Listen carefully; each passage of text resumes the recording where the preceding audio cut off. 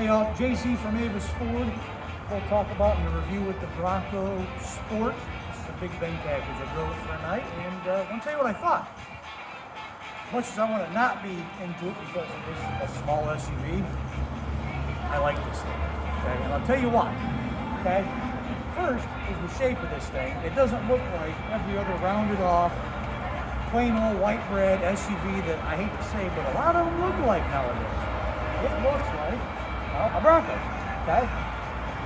The other part is driving it, and it does ride firmer than what people are used to because it's a Bronco, right? But now, hypothetically, if you went driving down a dirt road, which is all ripped up and bumpy, this thing is perfectly smooth, like it would be if you were actually going to be able to use it off-road, okay?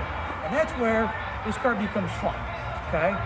Because all these cookie-cutter cars, nobody's getting out of them, turning back and smiling, looking at it because they think their car looks cool, or it's fun, or those things. This is, right?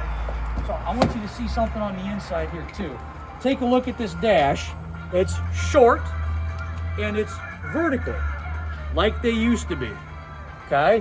Which makes it feel more like a truck, more like an off-road vehicle. And the seat position in it, the headroom is huge in this thing.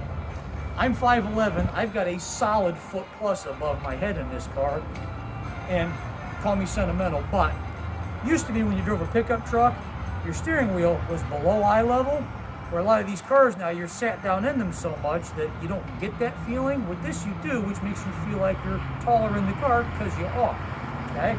Some of the other things, back around the rear of this car, one of my favorite throwback things, we've got a glass that opens separate of the whole hatch, because like nothing does that anymore. I just think it's cool that way.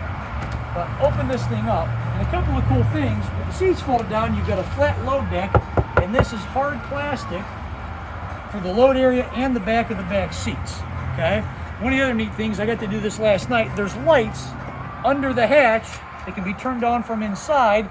Granted, it's light out, so maybe it doesn't show up real well for you, but puts out a lot of light. Light's about a 10-foot area back here, so if you were, out in the dark and you need light, it's there.